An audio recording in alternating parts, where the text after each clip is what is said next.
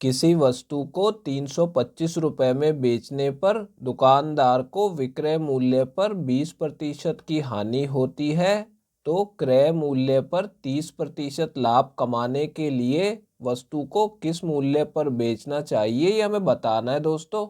देखिए दोस्तों, लाभ और हानि चैप्टर में जब भी हम सवालों को सॉल्व करते हैं उसमें लाभ और हानि जो भी होता है वो क्रय मूल्य पे होता है, ठीक है, यानी कि लागत मूल्य पे। लेकिन देखिए यहाँ पे कुछ ऐसे सवाल भी आ जाते हैं जहाँ पे बोला जाएगा कि विक्रय मूल्य पर 20% की हानि हो रही है या फिर लाभ हो रहा है, ठीक है। तो यहाँ पे जब भी विक्रय मूल्य पर लाभ और हानि होंगे तो देखिए इस टाइप के सवालों को हम कैसे सॉल्व करते हैं। अब यहाँ पे क्या बोला गया है कि विक्रय मूल्य पर 20% की हानि हो रही है, तो इसे हमें कैसे सॉल्व करना है।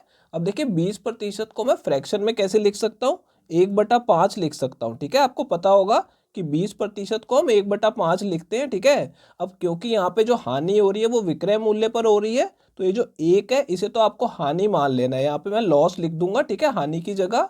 और ये जो नीचे 5 है ये हमारा विक्रय मूल्य यानी कि सेलिंग प्राइस हो जाएगा, ठीक है। अब देखिए दोस्तों, यहाँ पे हमें क्या बताना है कि क्रय मूल्य पर 30% लाभ कमाने के लिए वस्तु को किस मूल्य पर बेचना चाहिए। तो यहाँ पे देखिए पहले हमें क्रय मूल्य का पता लगाना पड़ेगा। इसके लिए देखिए हमें क्या करना होगा, यहाँ पे हमें वस्तु का विक्रय मूल्य दिया गया है कि वस्तु को 325 रुपये में बेचा जा रहा है, ठीक है। और यहाँ पे देखिए विक्रय मूल्य अनुपात में हमें पता है, लेकिन हमें पहले यहाँ पे क्या करना पड़ेगा, हमें क्रय मूल्य अनुपात में पता लगा लेना होगा, ठीक है। तो देखिए क्रय मूल्य कितना हो जाएगा, अगर वस्तु को 5 रुपये में बेचा जा रहा है और 1 रुपये की हानि भी हो रही है तो उसे मैंने खरीदा कितने में था, दोनों को जमा कर देंगे, ठीक है। यानी मैंने उसे 6 रुपये में खरीदा और 1 रुपये की हानि होने के बाद उसे 5 रुपये का बेच दिया, ठीक है। तो इस तरीके मैंने यहाँ पे क्रय मूल्य का अनुपात पता लगा लिया है। अब देखिए इसे रुपयों में कैसे पता लगाएंगे, हमें यहाँ पे पता है कि विक्रय मूल्य 5 है अनुपात में, ठीक है। तो मैं यहाँ पे 5 लिख दूंगा और विक्रय मूल्य रुपयों में कितना दिया गया, 325 रुपये दिया गया, तो मैं इसके सामने 325 रुपये लिख लूंगा, ठीक है। अब देखिए दोस्तों, मुझे 6 अनुपात की वैल्यू पता लगानी है, यानी कि क्रय मूल्य की वैल्यू पता लगानी है। तो इसके लिए मैं क्या करूंगा, दोनों तरफ 5 से भाग कर दूंगा ताकि मुझे 1 अनुपात की वैल्यू पता लग जाए, ठीक है। तो देखिए 1 अनुपात की वैल्यू कितनी हो जाएगी, 5 से जब मैं इसे काटूंगा तो पहले ये 6 पे कटेगा, फिर 2 शेष बचेगा, फिर ये 5 पे कट जाएगा, ठीक है। यानी कि 1 अनुपात 65 रुपए के बराबर है, ठीक है।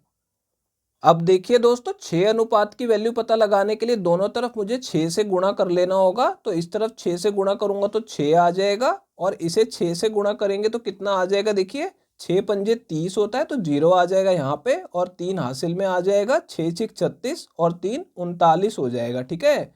यानी कि 6 अनुपात की वैल्यू कितनी आ गई, 390 रुपये, यानी कि ये हमारा क्रय मूल्य हो गया वस्तु का, ठीक है। अब क्या बोल रहा है कि इस क्रय मूल्य पे 30% का लाभ कमाना है, तो 30% की इसमें वृद्धि करनी होगी। अब देखिए दोस्तों, 30% की वृद्धि करने के लिए क्या करेंगे, कोई भी संख्या अपने आप में 100% होती है, अगर मैं उसमें 30% की वृद्धि कर रहा हूँ यानी कि मुझे 100 में 30 जमा करना होगा तो कितना हो जाएगा, 130, और 130% लिखना है तो नीचे 100 से भाग भी कर दूंगा, ठीक है। अब देखिए 2 जीरो से यहाँ पे ऊपर वाली 2 जीरो काट दूंगा, ठीक है।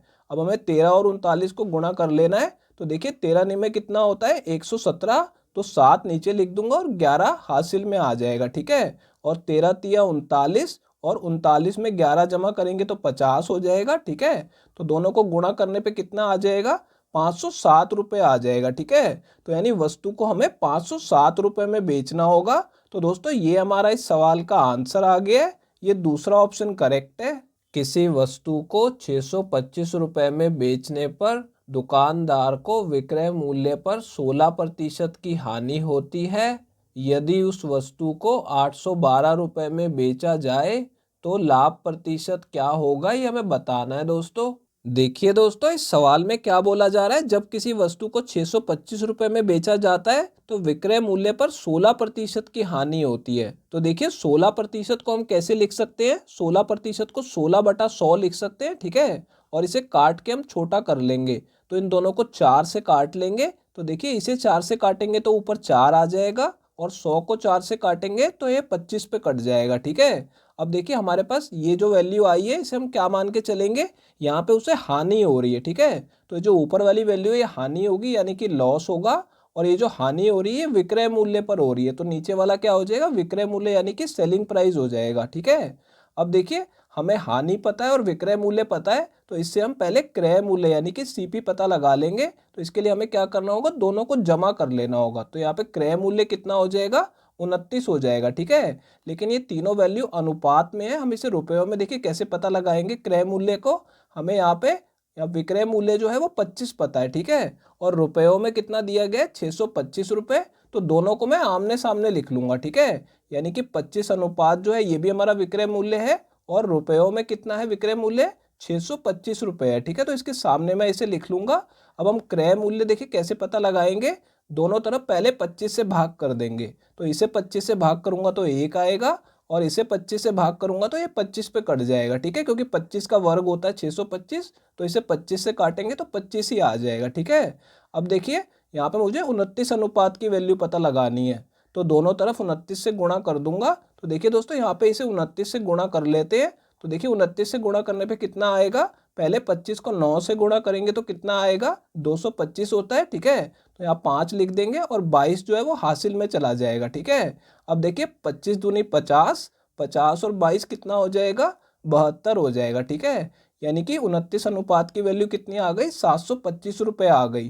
तो ये दोस्तों हमारा वस्तु का क्रय मूल्य हमने पता लगा लिया, ठीक है। अब देखिए दोस्तों सवाल में क्या पूछा जा रहा है कि यदि उस वस्तु को 812 रुपये में बेचा जाए तो लाभ प्रतिशत कितना होगा। तो देखिए दोस्तों लाभ प्रतिशत कैसे निकालेंगे। अगर दोस्तों वस्तु को 725 रुपये का खरीदा गया है और 812 रुपये में बेचा गया, तो लाभ कितने का हो रहा है, देखिए यहाँ पे 812 में से 725 को घटा के देख लेंगे, ठीक है। तो यहाँ पे मैं इसे घटा के देखूंगा तो कितना आएगा, इसे 12 मान के 5 घटाएंगे तो कितना आ जाएगा, यहाँ पे 7 आ जाएगा, ठीक है। और एक हासिल में गया था तो ये कितना बच गया, 80 बच गया। 80 में से 72 को घटाएंगे तो 8 आ जाएगा, ठीक है। यानी कि लाभ कितने का हो रहा है, 87 रुपये का लाभ हो रहा है, ठीक है। तो अब लाभ प्रतिशत देखिए कैसे निकालेंगे, हमें 87 रुपये का लाभ हो रहा है तो ऊपर 87 को लिख देंगे और नीचे क्रय मूल्य से भाग करना होगा। तो 725 से नीचे भाग कर लेंगे और 100 से गुणा भी कर देंगे प्रतिशत में बदलने के लिए। अब देखिए दोस्तों इन दोनों को 25 से काट लेता हूं मैं, इसे 25 से काटूंगा तो ये 4 पे कटेगा, और इसे 25 से काटेंगे तो ये 29 पे कट जाएगा, ठीक है। अब ये 29 पे क्यों कटा, क्योंकि हमने पहले ही इसे 25 से गुणा किया था, इसलिए मुझे पता था कि 25 को काटेंगे तो 29 ही बचने वाला है, ठीक है।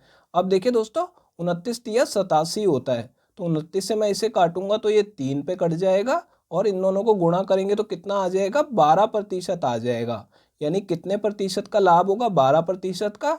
तो दोस्तों ये हमारा इस सवाल का आंसर आ गया, ये चौथा ऑप्शन करेक्ट है। दोस्तों अगर ये वीडियो आपको पसंद आई हो तो इसे लाइक कर दीजिए, और दोस्तों अगर आप लोग चैनल पे नए हैं तो चैनल को सब्सक्राइब जरूर कर लीजिएगा, और दोस्तों नोटिफिकेशन बेल को दबाना बिल्कुल मत भूलिएगा। तो दोस्तों इस वीडियो को यहीं ख़त्म करेंगे, आपसे मिलते हैं अब अगली वीडियो में।